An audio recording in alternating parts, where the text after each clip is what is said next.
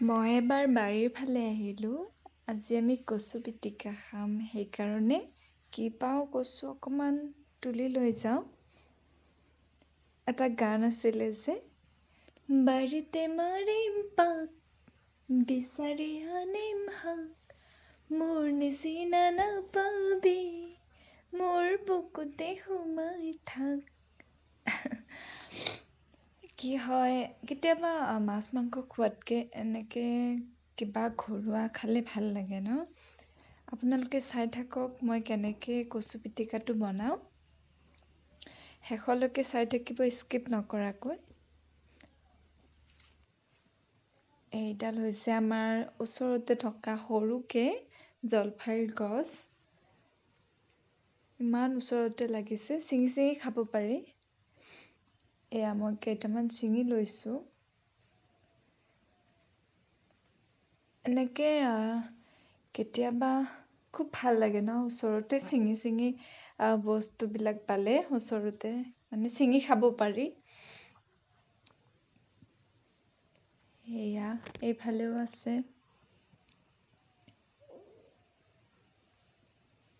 ধুনীয়াকে ওচৰতে লাগিছে।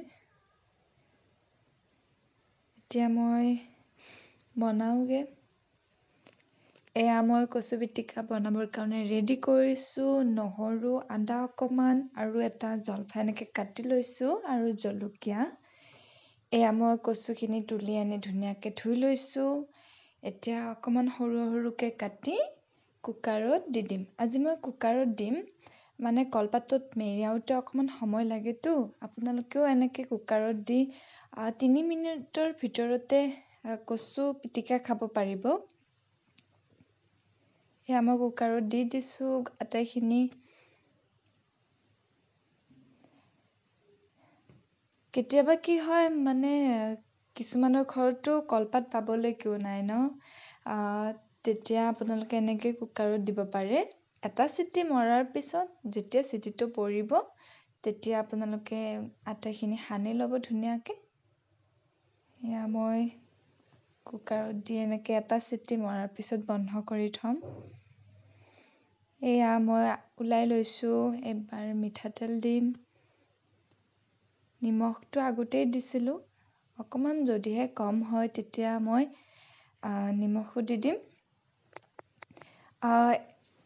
কচুত যিহেতু আইৰণ থাকে আৰু সানিলে নখবিলাক লেতেৰা হয়, সেইকাৰণে মই এনেকৈ হেতাখনেৰে সানি লৈছোঁ। আপোনালোকেও ট্ৰাই কৰি চাবচোন। আৰু মই টেঙাটো কিহৰ কাৰণে দিছোঁ, যিহেতু কচু হয় খুজাবও পাৰে, সেইকাৰণে মই নুখুজাবৰ কাৰণে এনেকৈ লৈছোঁ। এইবাৰ মই কাটিব লৈছোঁ পকা অমিতা। আমাৰ ঘৰৰ হয়, ইমান ধুনীয়াকৈ পকিছে। খায়ো মানে টেষ্টি লাগে, ইমান মিঠাও নহয় ইমান পনীয়াও নহয়। মইনাজনীও খাই ভাল পায়। বজাৰৰ পৰা কিনি অনাবিলাক কি হয় ঔষধ থাকে, সেইবিলাক ইমান ফ্ৰেছ নহয়। আজিকালিৰ উপায় নোহোৱা হৈছে, মানে নেখাব নোৱাৰিছোঁ তেনেকুৱা হৈছে, চববিলাকতে ঔষধি।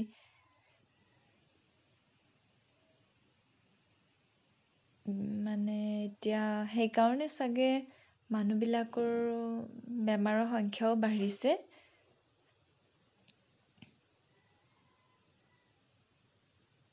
এয়া মই কাটি লৈছোঁ ধুনীয়াকৈ।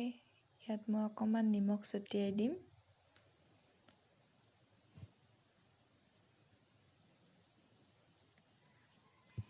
দেখাত ধুনীয়া পকা আমৰ নিচিনা, ইমান সোৱাদ লাগে খাই। এতিয়া আমি খাই লওঁ।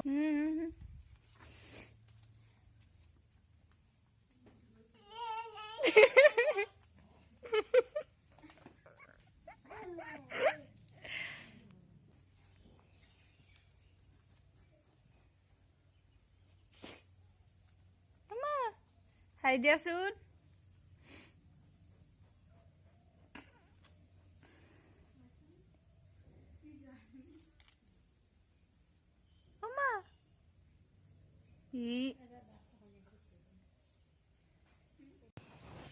আকৌ এবাৰ বাৰীৰ পিছফালে আহিলোঁ। এয়া হৈছে হালধিখিনি ইমান ভাল নহ'লে গধূলি হ'ল, গৰুকেইজনী নিবলৈ আহিছোঁ। এয়া আমাৰ বাৰীৰ একেবাৰে পিছফাল হয়। এডাল ফুল আছে, কি ফুল কৰিবা এইডাল? এয়া গৰুজনীয়ে নিব অহা গম পাইছে, সেইকাৰণে মোৰ ফালে চাই আছে। এইডাল হৈছে আমাৰ পচতীয়া গছ, কেতিয়াবা বনালে ইয়াৰ পৰা লৈ যাওঁ। এইডাল হৈছে জৰা টেঙা। অকণ ঠাণ্ডা পৰিছে, সেইকাৰণে কাপোৰখন উৰি লৈছোঁ। আজি আমাৰ ঘৰত আলহী আহি আছে। কোন আহি আছে আপোনালোকক দেখাই আছোঁ। এয়া মই আলহীৰ কাৰণে চাহৰ যোগাৰ কৰি আছোঁ। আজি মই বনাম মেগী চিঙৰা, মানে চিঙৰাৰ ভিতৰত মেগী দিম। আলহী আহি পাবহি। এয়া এইফালে মই ৰুটি বেলি আছোঁ। এয়া আলহী আহি পালে, আহিয়ে কামত ধৰিলে। মানে ডাঙৰ বাইদেউৰ ছোৱালী দুজনী আহিছে।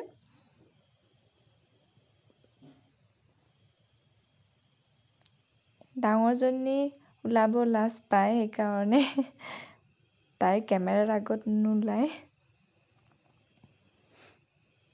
এয়া চাহৰ কাৰণে ৰেডি কৰিলোঁ আৰু মই বনালোঁ পপকৰ্ণ। এনেকৈ আৰু এতিয়া আমি চাহখিনি খাই লওঁ।